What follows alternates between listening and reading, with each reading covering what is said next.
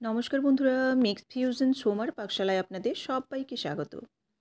আজকে আমি আপনাদের সাথে শেয়ার করব মোচা বেগুনের ভর্তা। মোচা আমরা বিভিন্নভাবে খেয়ে থাকি, কিন্তু এখানে আজকে আমি আপনাদের সাথে শেয়ার করতে চলেছি মোচা আর বেগুন দিয়ে ভর্তা। এই মোচা বেগুনের ভর্তা, এই রেসিপিটিও কিন্তু বেশ সুস্বাদু। এখানে মোচারও গুণাগুণ থেকে গেল, আর বেগুন ভর্তার যে স্বাদ সেই স্বাদটাও কিন্তু থাকবে। তো দেখুন, এই মোচার ভর্তা বানানোর জন্য প্রথমে মোচাটাকে ছাড়িয়ে নিতে হবে। মোচাটাকে ছাড়িয়ে নেওয়ার পর এটা আমরা কাটতেও পারি বা নাও পারি, তবে ভেতরের অংশটা আমি কেটে নেব একটু কুচি কুচি করে। আর এই শক্ত অংশগুলো, এই যে স্টিকটা, এটাকে ফেলে দেব। আর এই যে ফুলের মতো পাপড়ির মতো যে একটা অংশ, এই পাপড়ির মতো অংশটাকে ফেলে দেব। এই দুটো অংশ ফেলে দিতে হবে, তাহলে কিন্তু মোচা বাছা হয়ে যাবে। তারপর চাইলে আপনারা কাটতেও পারেন, নাও পারেন।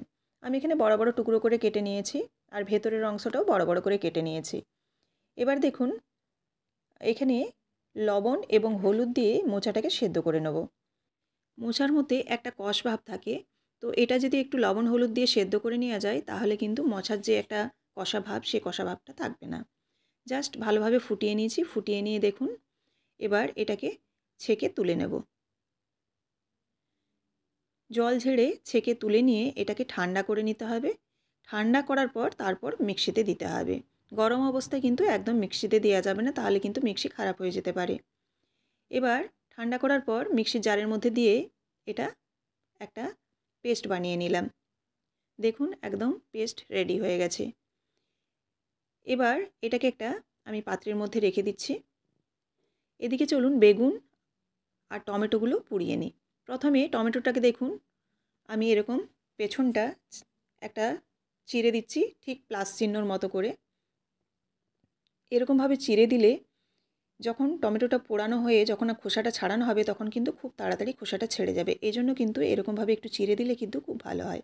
বেগুনটা দেখুন মাঝে মাঝে দুফালি মোটামুটি করে নিয়েছি, কিন্তু বোটার দিকটা ভাগ করিনি। আর এরকমভাবে একটু মাঝে কেটে নিলে কি হয়, সেদ্ধও যেমন তাড়াতাড়ি হয়, সেরকম কিন্তু ভেতরে পোকা টোকা থাকলে সেটাও দেখা যায়। তো সেই কারণে আমি বেগুন সবসময় মাছটা একটু কেটে নিই, তাতে পোকা থাকলে কিন্তু অবশ্যই দেখা যাবে। এবার বেগুন এবং টমেটোগুলোকে দেখুন ভালোভাবে পুড়িয়ে নিচ্ছি উল্টে পাল্টে। টমেটোটা পোড়ানো হয়ে গেছে, এক সাইডে রেখে দিয়েছি।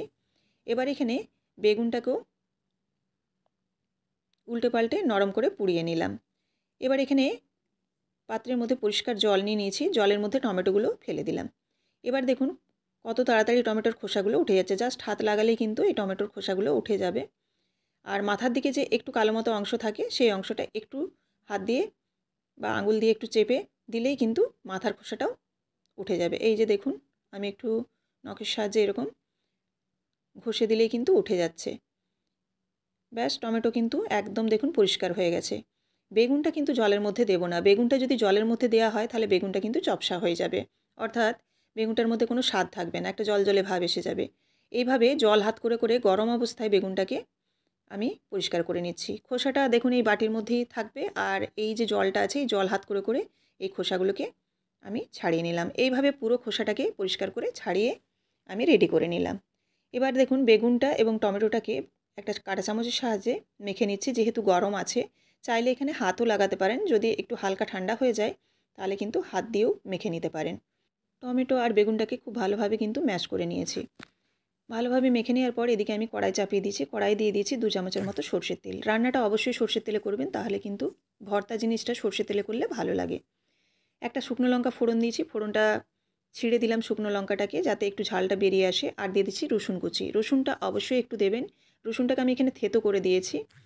রসুনটা এরকম থেতো করে দিয়ে তারপর তেলের মধ্যে দিয়ে একটু নাড়াচাড়া করে নিতে হবে। যেহেতু মোছাটা আছে, সেজন্য কিন্তু রসুনটা দিলে খুব ভালো একটা গন্ধ থাকবে।